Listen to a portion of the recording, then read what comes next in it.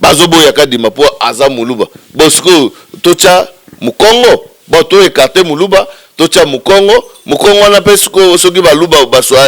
na bazweli basiliki babi mukongo jamais akozo siko tokosuka wapi place wana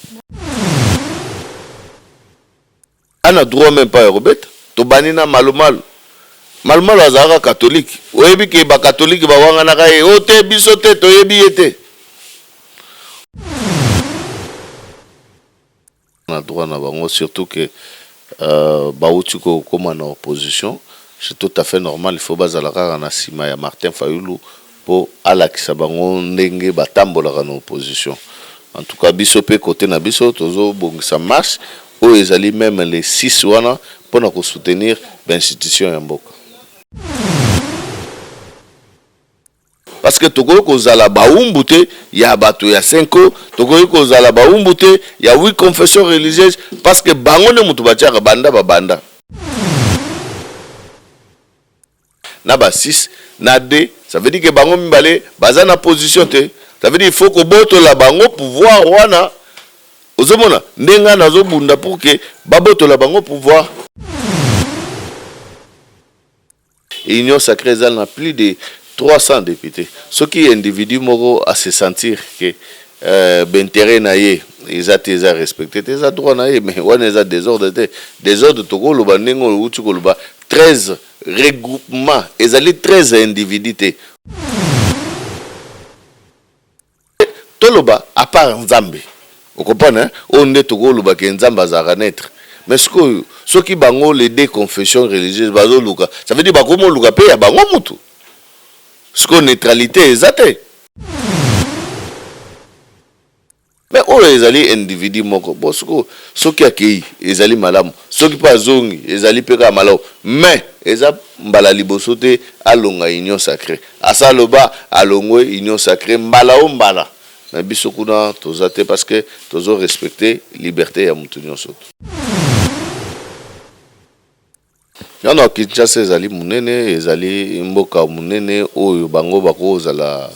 tozo jouer kaka na sagesse ya roi Salomon ndenge tozo sambela mikolo nyonso to pona gouverneur na biso ya Kinshasa Gentini Ngobila sagesse ebele esala ke a de partager biso apesa bango bakende kotoyo biso pe tozala koto bango bazali contre l'institution mais biso pe tozali pour l'institution.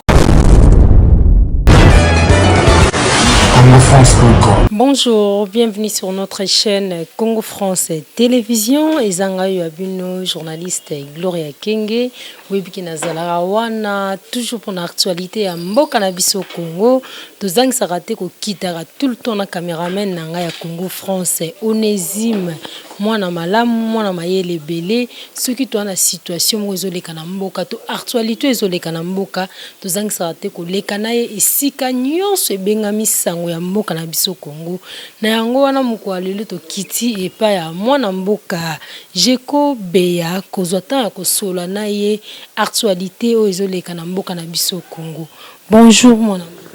Oh bonjour maman. To sepel ko yamba mukwalele na caméra ya Congo France Télévision. Ok, merci.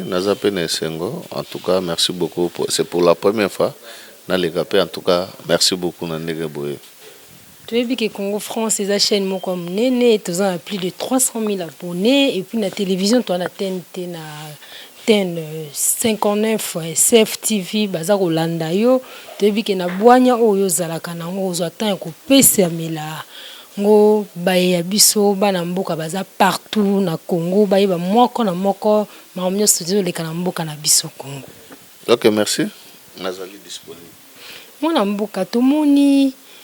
mambo ezo baluka se o baluka na mboka na biso Congo FCC telemi pona ko soutenir marche ya lamuka o ekosala mali 6 les 6 d'ici là samedi marche ko salama FCC telemi ko soutenir ango par là o koloba nini na bwanya o yozala nango non bon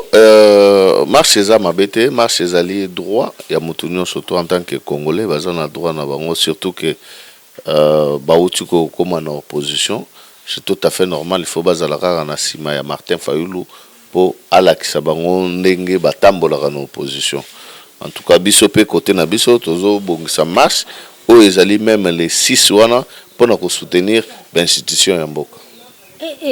Wana ekomi lisusu matata bango balobi objectif ya marche na bango eza mpona dépolitisation ya seni bango bazotelemela vraiment esika wana yango basangani na FCC bino objectif na bino kozala nini mpe mokolo moko kaka na Kinshasa. Non, Kinshasa ezali munene ezali mboka munene oyo bango bakozala tozo jouer kaka na sagesse ya roi Salomon ndenge tozo sambela mikolo surtout pona gouverneur na biso ya Kinshasa Gentini Ngobila sagesse ebele esala ke a de partager biso apesa bango bakende koto yo biso pe tozala koto bango bazali contre l'institution mais biso pe tozali pour l'institution. Alors problème ezate wana polémique pe ezalité ezali ke bango bazali contre biso tozali pour mabe ezate place wana. Départ na bino kozala wapi po dernièrement to assistaki na marche ya Lamuka o ebonga ebenameki à partir ya Rompengaba ba misusu bazalaki na Ngaba ba misusu bazalaki na Wenzangaba misusu bazalaki na Changu nakokuta na wayeto yaki ti na limité moi désordre salamaki bino départ na bino kozala wapi ekosuka ndenge nini désordre kosalama te. Non, on a quoi le bâté que désordre ko salima au moins non biso tozali bato désordre te tozali bato kimia et puis tolingi mboka na biso mutunyo surtout alingi mboka na ye jamais akoki komema désordre kati na mboka na ye. Voilà pourquoi to biso toko senga na la police ba sécuriser biso pour que to tambola pe na ndenge esengeli. Toi komona lisusu suite ya soutien wana ya FCC tomoni au moins 13 regroupements politiques basili obeko longwa na kati ya FCC 13 regroupements na ilongwe par là okokolo banini po ebendi moi désordre suite ya soutien wana ya Lamuka. Non, nazali mutu ya FCC na yebi raison o bandeko ba longoli te en tout cas nga na lobaka toujours Motutu azali libre ya kosala makambo oyo ya monike ekoki ko faire avancer ce qui a monike azomona clarté azana droit parce que biso to bundeli démocratie to bundeli multipartisme na kati na mboka na biso pour que parti ezala mi balete mi satote mais ba parti ezala ebele. Voilà pourquoi toujours soutenir ou bien toujours respecter opinion ya moko na moko mais dans la paix dans l'amour que pour que mboka na biso sa nini ekende liboso souci na biso ezali ke mboka oyo emoni passe mboka oyo esouffrir ming mais est-ce que tokoki kotela na même direction te pour que mboka na biso ekende pe liboso. Voilà pourquoi toko soutenir opinion ya mutu na mutu mais na bonne direction. Tomoni pe lisusu moi désordre koti susu na kati ya union sacrée moi na mboka Denis Sesanga sili obeko longwa na kati wana omoni te ki par là koko expliquer biso koto ezoya kaka désordre mbilinga ezo sala vraiment propre te apparemment c'est comme si ba politiciens ba comment kotala beaucoup plus ba propre intérêt na bango ou bien zalaka nini.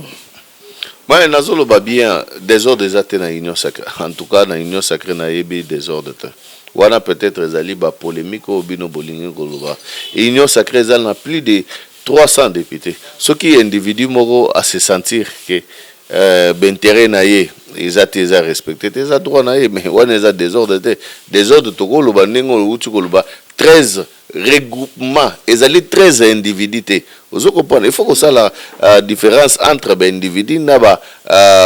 quartier général ya ba parti politique o ezali ba regroupement 13 ça veut dire na sima ya ba regroupement na bato bazali ebele obal mais o ezali individu moko bosoko soki akei ezali malamu soki pa zongi ezali peka malamu mais eza mbala liboso te alonga union sacrée asaloba alongwe union sacrée mbala o mbala na biso kuna tozate parce que tozo respecter liberté ya mutu nyonso. Bozo respecter liberté ya moto nyonso mwana mboka tomoni lisusu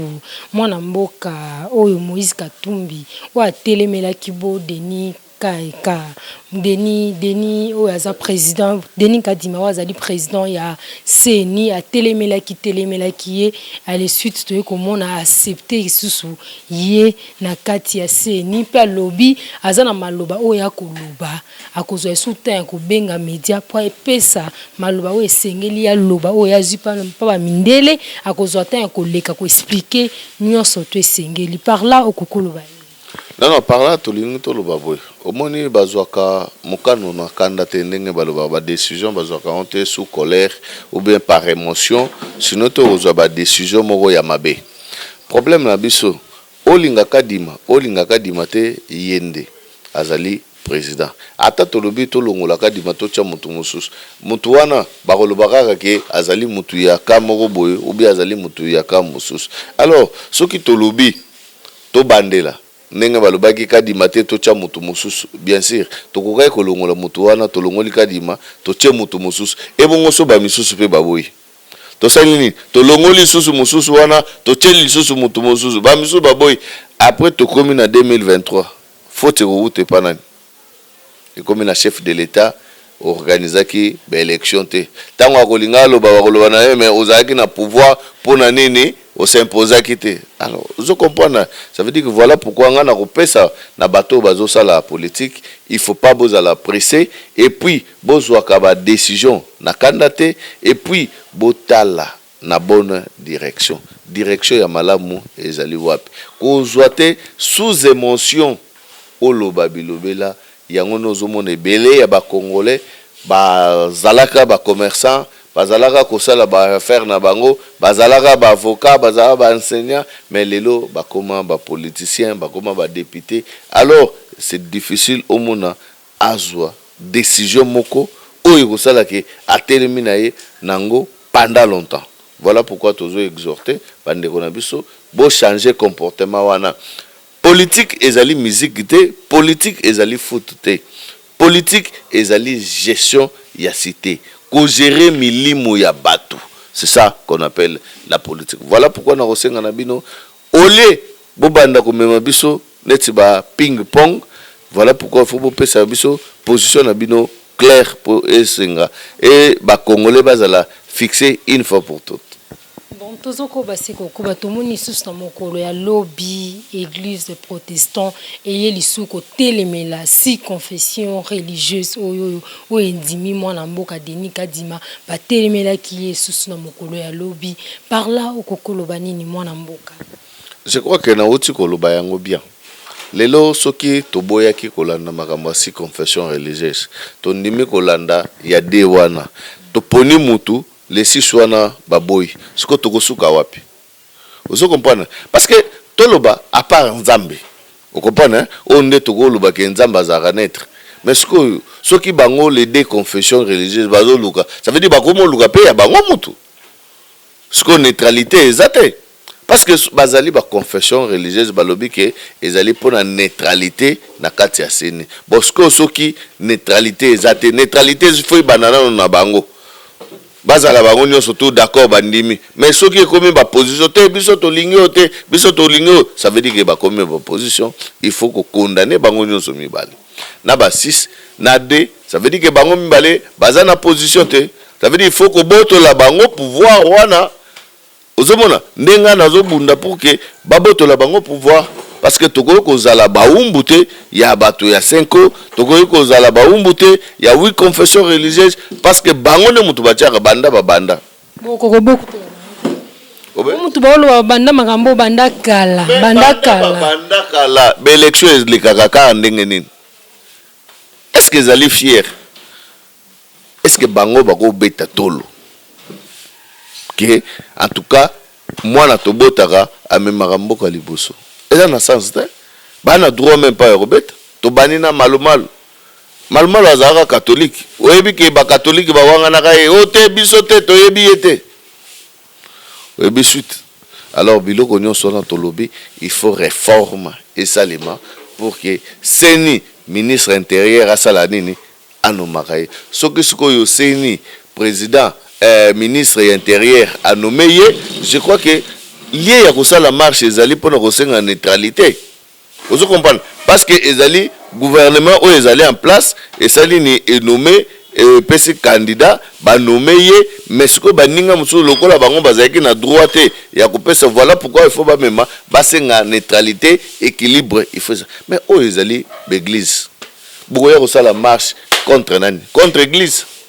contre ba si confession religieuse tango bango pe ba ko to céder to tiki na biso après de wana ba ye ba pesi ya bango ba o pe ba contre ce que to suka wa à qui la faute ce que l'élection est organisée en 2023 faute aux alayanani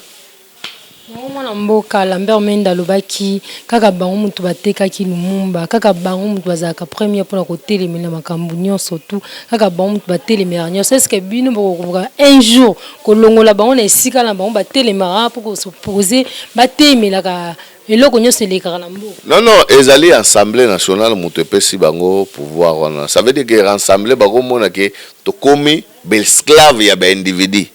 Parce que les républiques est commis esclaves. Il faut 6 personnes ou bien 8 personnes qui sont en otage. Et ça n'a sens. Alors, Moutuna Moutoko Luga, après ça Moutuna yi, bon yeb sanga neutralité aux alawa peuple soi. Bazobo yaka di mapo aza muluba. Bosko tocha Mukongo, bon to écarté muluba, tocha Mukongo na pesko soki baluba baswa na baswahili basilik. Babi Mukongo jamais à rose, siko to suka wa peuple soi. Balobi kadi mazaka mutu Tshisekedi aneka mutu na ye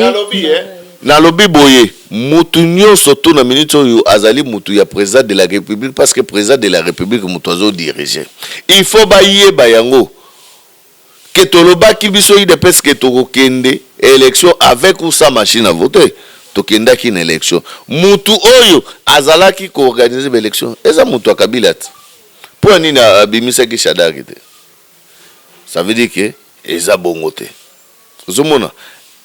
ce qui est bon à faire au bandeko na biso badinga basa la CD s'organiser pour que bac une élection mais makele lo ero même biso nulle part to sala yango to za na expérience na 2006 IDPS marche nini obiso to sala kité eloko nini obiso est-ce que le lo FC ça ko pesa biso leçon par rapport ya ben injustice makambo surtout basalaki tandis que makambo aseni to senga biso to senga teke o malumalo azande kwa kabila ou bien non to senga juste neutralité est-ce que n'importe quoi wana va pesa biso mais au moins biso to zakuna te et puis biso te batu to pesa candidat wana. Ok, tozoko basiko ko batomonaki ministre ya EPSPT Tony Mwaba avandaki atanisaki ba enseignant suspension ya grève ya ba enseignant il fallait bana bazonga classe depuis lobby mais na kotambola la biso tomoni kaka quelque bana batangi misusu pe batangi te par là okokoloba nini. Non par là tolingi koloba boy na mwasi oyo alobi baboma mwana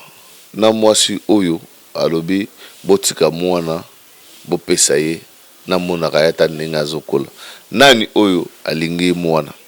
gratuité et enseignement ezali affaire ya président Tshisekedi te gratuité et enseignement ezali constitution de mutezo garantir yango président ye ko bundaka rapport ezala appliqué alors bana o bazotanga wana lelo bana wana baza bana ya République démocratique du Congo baza bana Félix te lelo Félix akokende mais bana wana bakotikala bana to ya bana oyo bazofuta Minerval bakozala ba 5000 mais soki bana bazofuta Minerval te ba ye 5 millions bana wana baza besoin batanga classe mais ba papa na bango ba parents na bango ba moyen ezate siko to sala nini ça veut dire il faut biso nyonso tout ondima ko soutenir gratuité et enseignement pour et ça pour l'intérêt ya biso nyonso tout mais lelo bandeko oya 5 ans bazo sala ba complot pona ko yebisa ba professeur boya classe de bovana na bandako bon na bipe koma ya obeta bana alio to kende bando beta bana non mais sikoyo bazo sala nini bazo boma éducation ou bien bazo sala nini éducation zokufa ou bien zo bon ozo comprendre ça veut dire que mutu na mutu aza na tana ye président Fachi ya koleka mais bana wana soki batangete sort na biso eza nini lelo tuna bato ebele po bakomaka kombo na ye a majorité ya bato bayebi kokoma bakombo na bango te faute eza nini conséquence eza nini ndo ozomona bapaya bazoyaka kovandaka bazoyaka kozwaka mboka na biso parce que éducation ezali bien te. Voilà pourquoi biso tozosenga na bato wana bacomprendre bazwa conscience eloko azosala eza mpo na ye te ata bolongoli gratuité président koleka na ye kaka asa na population aza na base na ye eza te ke mpo na gratuité yango ne faut tokase ye à tout prix te bozo kase bana bozo nyokola nde bana bozo faire souffrir baparents oyo bazali bandimi église catholique contribuer tiambongo ya mabonza baparents batie mbongo ya mabonza tozotonga église batie mbongo ya kotonga église centenaire somba liputa $50 bandimi basomba est-ce que po bana na bango batanga ya ofele est-ce que eza problème ezali question ya volonté mais bakokoka biso te po biso toza na nzambe et puis gratuité ekozala et puis ekokontinue pe tokoimpose yango tomoni lisusu tozokoba tise kokoba na constant oyo esalami depuis 2018 tu lelo 2021 ba constater que chef de l'État a sali au moins 130 voyages eloko moko te pezo bénéficier na kati ya mboka wana bato moko te ba congolais bazo bénéficier na voyage na yete ba bénéficier na eloko te alo bakitinga zo voyager wana eza pour un jour ba mindele bakita na mboka na biso Congo na kopesa bana Congo musala surtout ba kino bazo souffrir bazo nyoko ma misala te eloko moko te mais bango basali constant ya ba voyage chef de l'État ils ont apporté eloko moko te na mboka na biso Congo par là au kokolo bani vous assure que ils ont apporté eloko moko te moi ils ont salanga pasi ya koloba ke ils ont apporté eloko te na lobi mboka na biso ezalaki na sima mboka na biso ezongaki sima na by effort personnel ya chef de l'État bitumba oache lelo mboka na biso ezo siéger na Conseil des Nations lelo ba retomber ezali mabe ya bato ebele ba comprendre makambo mboka te tango tozolo ba mboka eza na kimia ezali na lipa te ezali na Thomson te ou bien na Soso te eloko ya liboso ezali progrès ndenge tozolo ba il faut progrès esalema pro social ya tokuti mboka na libulu mbala moko to non tokobanda kolela kana na libulu wana te parce que lipa ekoleka nango te mais mboka ekozale voilà pourquoi tolobi boye chef de l'État il faut voyager parce que akuti désordre akuti mboka oyo eza na sima po oyeba niveau ya mboka na biso eza na sima na sengi okende kotalaka zo oyo ya biso et puis okende na kingakati otala zo oyo Kabila sali abasoma banyama nini mais yango na lobby na fonction nini oyo asombelaki banyama libanda ya chef de l'État ou bien ya Kabila oyo azalaki ata na veste moko te oyo abalaki même pas ya célibataire mariage kutu akoka kobala te ebokaka nyama nda akoka kosomba asombi yango en étant chef de l'État au lieu basala pour la République bazwi biloko nyonso to babomi ya République parce que mutu oyo aye azipa madusu abanda kokanga ayebisa mindele ke no mboka na biso ebongi kimia ezali tala démocratie corruption tozo bunda ye maman c'est un travail oh il faut to betela Félix Tshisekedi maboko pona musala azosala komata avion wana kokita maman avion ezali stress Congolais linganzali si Congolais alingi nzale sila mais pour nzale sila il faut travailler même mindele balobi yango mais yo lingi ko sala te olingi kaka nzale sila nzale ko sila ndeni ne so travailler te nzala ekosila eza na travail nde la lobby social ekoya soki progrès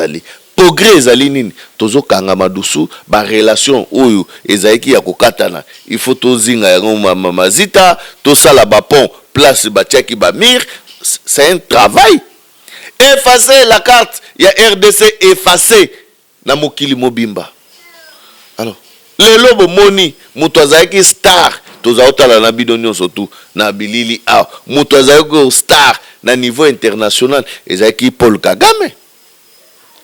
nde moto azalaki chouchou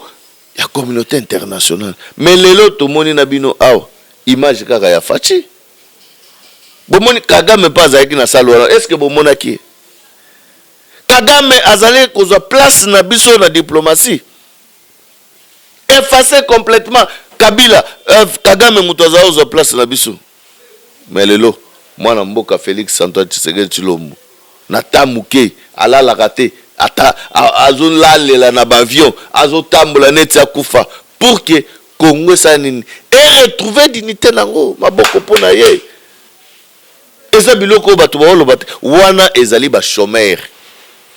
omoni chômeur musala na ye yango na kobeta abimaka azana nini mais yo za chômeur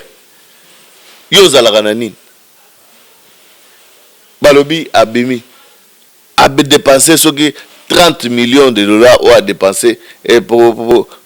na makambo ba voyage mais à côté 1 milliard diviser 30 millions moins 1 milliard et côté la combien bravo vous comprenez ça veut dire que mutoko lisolo na toko beta ngolta tuzali na kati ya ko progresser et loko moko to longoli basaka nini to longoli c'est comme ça lelo tala bandeko ya este ba député national ya este nyonso ba se liguer te to faut to longola état de siège ba proposer nini bitumba este batu bakufaka lelo toko mo bundisa bitu ba rebelle wana tozokanga ba koka isoko fonctionner te eza lokola ba mama oyo bakendaki pa ministre ya enseignement ko sengo te tolingi bana na biso batanga kaka mais mama wana tango balandeli bango baza ba parente batu oyo bato a 5 ba memaki ba mama wana kindiko rek mama nini orondima mwana na ye l'état lobi afutaka te mais alingi mwana afutaka $2000 nani oyo akondima ngo. Voilà pourquoi tozozoba Congo il faut to lingana ba congolais to linga pe Congo pona Congo kende liboso ba député wana oya est wana ba pesa biso proposition ba le baké non état de siège échoué to lingi proposition oyo dans 2 jours bitumbe kozala sauter voilà to mettre bango maboko oui bolingi état de siège bolingi nini kasi ke mwana mboka tokomi koshite na biso tokomi kokoma na suka mwana mboka tukitaki nga na kamera na ngai kozwa temps ko interviewer ba wewa o babengi bakumbi moto bazolela balobi tracasserie eleki mikolo yo tracasserie eleki makasi eza na taxe moko ba exiger bango na hôtel de ville bafutaka yango chaque jour bafutaka 500 francs bapesi bango billet moi billet na bapesaka bango akoki kokwesa yango soko kutani na peser bakangi yo na bato yo nani Jantiningo bilache na nzela bakangi yo futi 100 000 francs bazo mituna mbongo wana est-ce que kindaka na caisse ya l'état ou bien kanyaka wana esaka na poche na bango parce que balembi bazo nyoko mamingi tokomi ko chiter par là okokolo non par là ba taxe oyo l'état zo sala soki balingi ba yiba place kindaka ou bien baza besoin ba se sécuriser baza na droit ya ko se mobiliser kokende non pas dans désordre mais dans ordre bakosenga mwana mboka Jantiningo bila audience je crois qu'il a accordé bango parce que azali gouverneur c'est prévoir je crois que akozanga te koyeba ndenge nini ya koswana bango pona kolakisa bango bien fondé ya taxe wana ou bien mbongo oyo bango bazopesa soki baza d'accord ya kofuta mais soki okoka ko battre la pièce te pourquoi soko foti il faut yeba ko battre wana pe faut balakisa bango kaka ndenge ya ko battre la moi jeton au bakopesa non ça veut dire que tozana ba problème ebele na mboka na biso moi je crois makamusu il faut batu ba yeba ndenge nini ya kosala ko kende ko kutana na mwana mboka Jantiningo bila ko soana ye je crois que va résoudre problème wana Bon, président Jacob ya tokomi na suka na bilili na biso ya Congo français. Liloba suka oza nango ya nini ya koloba na biso na baibazana partout dans le monde. Bakangata liloba moko yo koloba na ba. Non, non, merci beaucoup. Na pesina no ba abonné na bino plus mbote mingi. Et vous allez bien, ceux qui mituna ezali ou bien ba suggestion, ba problème ezali, ba question ezali, ba contacter Karabino, bokoye bandenge nini ya retrouver nga pour que tout ça la émission. Ya mibale, toza na kati ya mobilisation pour que tout soutenir l'institution na biso les 6 en tout cas tokozala na balabala to bengi bandeko nyonso tout ba vrai kinois ba congolais des pères et des mères bato balingi changement bato ba boy continuité ce que moni Satan okendeka e pa muninga ne Satan nzambe pe azaka na bato na na ba angelu na e voilà pourquoi tozoloba ke bakutani bango na bango oyo bazali na calcul ya ko détruire mboka na biso.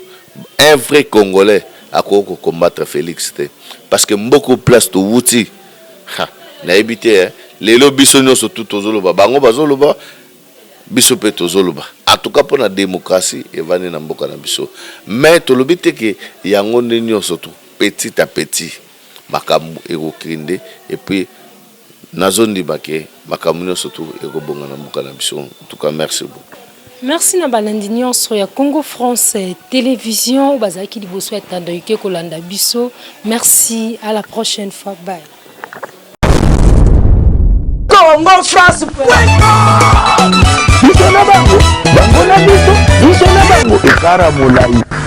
France.com site ya Congo masolo ya danger masolo ya kitoko. Congo France.com